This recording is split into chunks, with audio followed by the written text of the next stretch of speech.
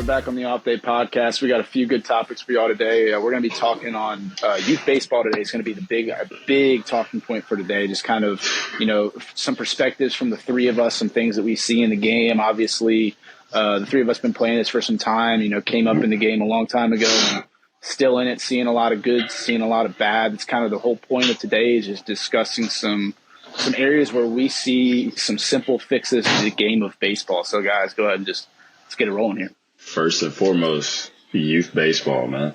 Like, as far as learning the fundamentals and just the basics of the game, like, I feel like that aspect is really, it lacks in I guess you could say the younger ages nowadays, because everybody just wants to be a showcase when you say it player. lacks, what does it lacks? What does it lacks? I'm saying, like, it lacks, like, they lack fundamentals. They lack the base. Dude, I heard like two words. I'm tripping. That's what I mean. But no, what? I'm just saying, like, as far as like how we all get to high school, right? And we know how to lay a bunt down. Like, we're not sitting here holding back practice, teaching things or trying to teach things that were taught to us at such an early age. Because what do you call the fundamentals? Like, what are fundamentals to you? Fundamentals, like learning how to field a ground ball, literally, like the proper way to do the basic skills. Like, obviously, once we get to the pro level, guys finesse it. Like, it's a lot smoother. But we all grew up. Yeah, but like the basics of it is like square up a ground ball, field it, and then whenever you turn around to bunt, you're not sitting here like trying to stab at the ball. None of that. Like, just little things that our dads literally would yell at us for whenever we were like 8, 9 years old. Get it down. Exactly. It's not that hard. Thank you. And then how Reggie said, just like teaching the IQ of the game, like knowing where to go with the ball, like knowing what to do in a certain situation. Just the little things that literally they're like, think before the ball is hit to you. I feel like that is done now, because it's like everybody wants to play travel ball. Everybody wants to play showcase ball. But it's like, dude, you got to get yourself right and learn like how to just basically play the game before you go out here and you're trying to play for perfect game and you're sending your kid off to do this and you're spending thousands and thousands of dollars and then things aren't correlating. And then, of course, as a parent, you're going to get upset. But it's like, dude, we got to go back to the drawing board. Little League. Yeah, man. 1,000%. Dude, that was how I fell in love with the game of baseball. Like, I mean, like, it's one of those things, like, also, like, I think kind of to touch on it, you're talking about travel ball from an early age. Like, I don't necessarily think that travel ball early is a bad thing. I think it's the amount of games they play and how consistently they play it. Like, dude, you got to remember as a kid, like, do you remember playing, like, once or twice a week? Do you remember how much you were looking forward to that one game every week? It's like you'd be waiting for like, okay, wait, let me see my schedule. I'm playing, okay, Thursday at 6 o'clock. Like, awesome. I'm waiting my entire week for Thursday. Thursday comes around and I'm like, I got to wait a whole nother week for this. And now they're going out there and they're going like playing Thursday, playing on Saturday, playing on Sunday, 2 games. And they're like getting burnt out. It's like, no wonder these kids don't enjoy baseball anymore. Like, did you see Anthony Rendon talk about how the baseball season is too long? Of course, Anthony Rendon talking about it after he's making 50 plus mil. Like, he gets to say that though if he wants to. I think I get that. I think I've seen that a lot, man. I've seen so many kids come in that just like from the age of like 8 to 10 years old, they already look burnt out on the game of baseball. It's like, dude, how? Like, I was itching to go out in my backyard and just play with my dog off the tee. Like, whatever I could do to go get baseball in, I played. Facts. I was the kid that literally had a tennis ball and I'm throwing it up against the wall, fielding like all day long. All right, I want to hear Reggie's thought on this first, and then I want to talk on that because I got something to mention with that. All right, Reg, what you got on youth baseball? Okay, yeah. Dude, youth baseball. I think it's slowly withering out, man. Just because, when I also think of youth baseball now, and the game of baseball itself, it's so diverse. Right. Yeah. So like, you know how we just played people in Mississippi growing up, me and Brendan, or like David, you only played people in Virginia growing up. Like, that's not the case anymore. Like, we have people, either they're not from your state, your country, different languages, like from a young age, after the age of 10, like you're playing higher level baseball than we were at the age of 10, right? Because have you seen these 10-year-olds in the Dominican Republic? Like they're flipping double plays better than some of the big leagues. You know what I'm saying? Like how they do it. So it's like it's a higher demand on kids nowadays to perform even from a youth age. So it's not so much have fun, because have you seen how many kids are committing at like the freshman year of high school and stuff like that? You know, it's ridiculous. But the thing is, they're so advanced. It's like your freshmen nowadays are 87 to 90 miles an hour as a pitcher in high school, whereas that was your strongest Division I commit back 10, maybe 15 years ago. You know, coming out of high school. So the game's just changed extremely. In high school, it's tough too, because like these high school kids getting taken out of the draft. I know this is kind of away from youth ball, but they're coming out of that youth ball, you know, once you hit that high school level. And I mean, they're 94, 97 years old and might be a first round pick. Like 10 years ago, that wasn't, you couldn't say that. You know what I'm saying? Dude, I think I like exactly what you said there, like about like how talented people have gotten, how quickly. And it's like, one, like, I don't think we're really going to know the true effects of that until like 10, 15, 20 years down the road, when like these early specialization guys, right? You know, everybody kind of uses that word specialization. Like we mentioned this on last week's podcast, I think, talking about how like multiple sports as a kid, like how that kind of like facilitated you into like easily understanding some new movement or a new technique in this position or whatever it might be. But like, dude, okay, so I think about my baseball development. Obviously, like we came up in a different time when they didn't, like, Driveline was the big thing, Tread Athletics wasn't big. Like these innovative baseball programs were not around for us, whether we wanted to go to them or not. My baseball development consisted of wall ball, pickle, and then pick up baseball in the backfields. Like that was my baseball development. And if kids here are listening to this and they don't know what wall ball is or they don't know what pickle is, we got bigger issues ahead. If you don't know what wall thing ball is, now I feel old. Now I feel old because we have to keep saying back in my day. You know, you can listen to your parents, because you know when we were coming up, and your parents would be like, "Remember when back in my day?" And you were like, "Bro, you never played." Like, what do you? I beg to differ, because Bill Hardy was on the field talking about, "You're trying to get to where I've been." As a former pro guy, as a former pro, so it was just like, he's literally teaching me the ins and outs. And I mean, at the time, I was just like, I'm like, Dad, man, like, obviously you just get tired of hearing it. But I promise you, he has guided me and just basically protected me in so many ways and taught me so much through that too. So like, being here in pro ball, it's a lot easier to talk to him because like he's been through it. Yeah, I can imagine, dude. What's that like, honestly? Because my dad wasn't like, I didn't really have like a lot of like athletes in my family prior to me.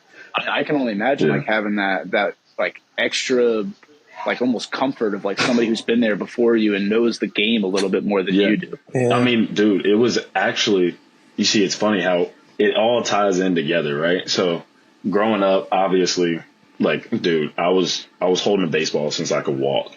And then with him, he never really, obviously, like, as baseball players, we want our sons to play baseball. Like, that's what we do well. But he never forced it on me. That was the thing. And once I took the love to the game, and how you said kids get burnt out because like their dad's in here is like, hey, we're going to the batting cage today. We're doing this today. Yeah, just like that, right? At a consistent rate. Like for him, he would kind of let me be the one to be like, hey, Dad, can we go do this? Can we go do that? Can we go do that? Yeah. To where it almost got to the point where he would be like, hey, B, like, you actually need to take a break, man. I'm like 9, 10 years old. And I'm like, Dad, can we go to the batting cage? Can we go field ground balls? Like, just always wanted to be at the field because it's literally 5 minutes up the street. Yeah. But he had to actually slow me down so that I didn't get burnt out from it. Yeah. And then like it was cool because he was able to tell me like the little drills that you could do around the house and just everything. So it was more like mentoring too, in a way, rather than just seeing him as dad and, all right, well, I got to follow in his footsteps. So it was cool. And then like whenever it came to actually coaching our youth league teams, he knew how to coach everybody no matter how talented you were. So I can promise you, like, the top 5 in our lineup, we all were we would all make all-stars because like we were the more talented kids and we knew how to play. But those bottom four and like the other two kids that might have been on the bench, he still like he taught them skills to where it would be like, hey, we're in a squeeze situation. He's got a kid who can barely swing the bat, but the kid knows how to bunt. And it was a bunt, yeah. Yeah, and I'm talking about like, and it was just the way that he knew how to navigate the game. Like, dude, we were literally sitting here with kids who can't even pick up a baseball and throw it 30 feet, but he has a job for them to do. And it was just like, it was cool how much you could see how he mentored people and everything like that. Yeah, for sure. What are some things, both of y'all? I'll speak mine here in a minute, but what are some things now? Like I said, we've been around the game, we've been around youth guys. What are some things you consistently see that just make you want to pull your hair out? Yo, kids don't know how to field ground balls. Like, because I'm sorry. Whenever I played short, B Hardy ain't making no errors. Or if I did, it was like one or two a season. Like, that was it. And the fact, this thumbs up stuff. But it was the fact that, like, dude, I'll go to some practices at my old high school, and it's like you see some of the freshmen and some of the underclassmen. It's like they literally don't know how to just square up a ground ball. And it's and advanced wise, they tell you to round it and like make your way toward first, but it's like they're running up, glove is up, ball goes under you, and it's like, dude, as an infielder, that is the last thing that should happen. Yeah. Something that gets me about the youth is like when I say youth, I'm classifying each kid, let's say under 17 years old. The ones that you can look at and tell they have like a natural talent for the game, but just don't have the work ethic to want to expand on that. Oh, that's a good one. You know what I'm saying? So it's like the ones where you can walk in and you can tell like, oh, you're different. He's different, but he just doesn't have either the support system, like someone kind of be like, hey, like, let's go. Yeah. Or that natural drive to himself to where like over time it just starts to wither. But you can see it, like maybe those are the hot shots out of high school, that never really had to work hard. That was just all oozing talent. And then, when they maybe the junior college ranks or whatever type of ranks they take just maybe slowly decline is because like, them as people and they're not exactly locked in or like tunnel vision to where they need to be. Yeah. I think to hit on that too. Those are the ones to me that they fizzle out quick too. Those are the ones that like obviously we've like I said, we've mentioned this before. We've all played with the ones that have been that person and they're big leaguers, right? Like we've been with those guys. But then we've also played with the guys who have that natural talent and literally just skated by. I think at the JUCO, and then now some talent starts coming in, and now the competition side of it. They've never had to work for a job before. Say he's a pitcher, say he's a starting pitcher. He just gets gifted the ball, like, please throw this baseball ever since, before JUCO. Then he gets to JUCO and he's like, wait, there's some guys here that throw 95 too. It's like, man. Then it's like, okay, I got to actually work, right? Mine kind of touches in on that. I'll say like youth baseball under the age of 15, 16. But how consistently, I hear it in Virginia. I heard it in Mississippi. I hear this everywhere. How consistently I hear guys talking about like summer ball, and they're talking about pitching innings, and they're talking about like, I only threw like 80 pitches on Thursday, so like I went and threw 40 on Saturday. It's like, dude, like, whoa, like what do you mean you only threw like I threw 80 and I'm down for 5 days? Like I don't know what you're talking about. Exactly. And I hear like, I think there's a time and a place for things like that, and the time and the place is honestly, it's in college. It's when you're fighting for a championship. Yeah, I'll even give it high school. Okay, I'll give you like fighting for a state championship in high school or something like that. Like, yeah, I get maybe overthrowing a little bit, but dude, just the travel ball games where everybody's like, you don't care about Tommy's District 6 championship? No. No, I don't. You shouldn't either, honestly, because it's a plastic ring. It's not real. But dude, honestly, I can't tell you how many times I've heard that, man. Like dudes talking about throwing like close to 200 pitches in game in a week, and it's like, okay, you're not even counting your warm up throws, dude. What are you doing? you're not counting your throws and games in between. Yeah, younger. No, it's the guy over there with the counter. Like, I think I missed a few. Oh man. Hey, I think he's about 85 right now. When y'all were younger, what was the craziest thing, like pitch count wise, the coach asked you to do? Well, I never good when I was young. Okay, so younger, I wouldn't. I mean, like, dude, it's so different because, like, my dad being a former player, like, he was always watching our pitch count. But as far as high school, oh boy, I was rolling out every Friday, throwing at least 110. And then that's not too bad. I'm not saying it's good, but I've heard way worse. That's all I'm saying. Yeah, no, but it was just like, I mean, looking back on it, I'm like throwing 110, and then we're in pro ball too, so it's like they attack the zone, get guys out early, diligent, all that, right? And then it's like I look back at my high school outings, I was throwing 110 to like 120 pitches in 6-7 innings, and I'm like, wow. I was like, wow. Yeah, because it was always, I mean, like, I've always been a strikeout guy. And then, like, in high school, whenever you're throwing harder, like, Reggie can attest to it. Like, whenever you're throwing harder, man, and then kids want to whiff on, they want to get down 0-2 quick. And then the next thing you know, you start snapping stuff off. And then it's like, barely fouled off. And then it's like, okay. Then I might miss twice. Quick, yes, man. So I'm leaving every inning with at least 15 to 20. Yeah.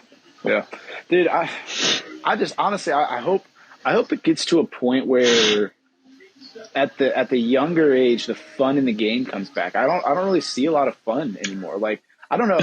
Have any of you guys been to like a young baseball game lately? Like it's like 7-8-year-old, like any of your like cousins, nephews, anything like that?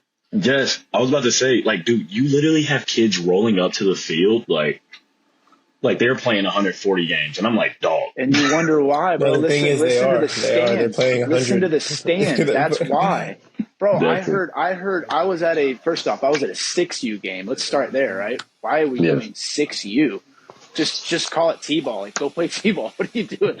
But I'm at a 6U game, and like, first off, the umpire's back there just like literally just like, you're out, you're safe. Like, that's his job more or less. And like, it's a track meet. Like, these dudes are just running around the base, like balls going everywhere. There's no organization whatsoever. Makes sense. They're probably 5 years old. Well, it gets down to it. I think the score's like 16 to 14 or something like that. Like, it's like a high score, like through 3 or 4 innings. I don't remember what this is. You got your money's worth. And like, there's finally like a close play. It wasn't close. Like, the umpire was obviously right. Like, it was a definite out call, but like out at home, right? He like tags the guy or something. And like, dude, the stands just like erupt, and they're just like MFing the umpire. And I'm like, dude, this is a 6-year-old game. What are you guys doing? Like, there's like, I promise you right now, whether your kid hears you or not, they see that and they're going, oh, I'm embarrassed right now. Like, I don't want to come back out here if my parents are going to act like that. Oh my God. Well, David, if you bought Tommy that $500 Eastern bet, you would yell too. He punched out.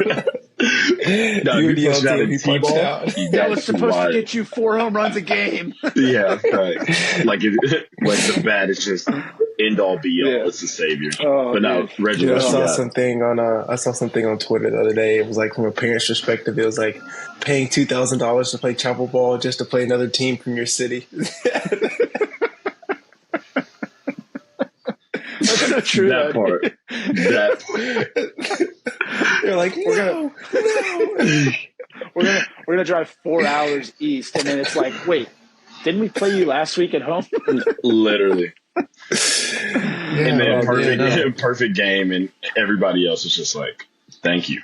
That's it. Oh yeah. I know, right? Rolling it. You're just paying rent to use our field. Me back to the question. What was this question? I just got lost in y'all's storytelling. We're just talking about youth baseball and all the things that frustrate us. Yeah. At first it was pitch count. Like, what was the craziest pitch count that you've been asked to throw? Okay, there you go. You sound like you got something. That's what it was. Yeah. Okay. So, coming off of my freshman year, what did I do? I didn't throw all summer. And so getting ready, we're all fall. So getting ready for the summer, my pitching coach was like, "Oh, I need you to throw a game to get ready for the summer." I picked up a baseball without throwing for like 2 months, won 127 pitches straight. Like no like inning work. Like, hold up. When was the last time you threw prior to that? 2 months. 2 months. You see, it's so crazy to us now, but like back then, it's just like, oh yeah. All right. Yeah. Dude, he left me out there for 127 straight. Like just. Oh my god. That's why Reggie's Iron Mike now. He said no inning work. Like this man just got 30 outs straight by himself. Well, hold up. How'd you throw though? I do well. Yeah, then it's worth it. We're fine. I do well. You remember the game, right? It's important. Towards like 115, 110, feel was out the door. But it went from strike zone to strike zone. No, to like that way. Yeah, just go forward. And just that way. Oh, yeah. God. But then after that, I didn't throw for 3 days after that because wasn't feeling too good. But because you woke up and you finally learned what dead arm was. Yeah. Hey, why can I not lift my arm up? Yeah, bro.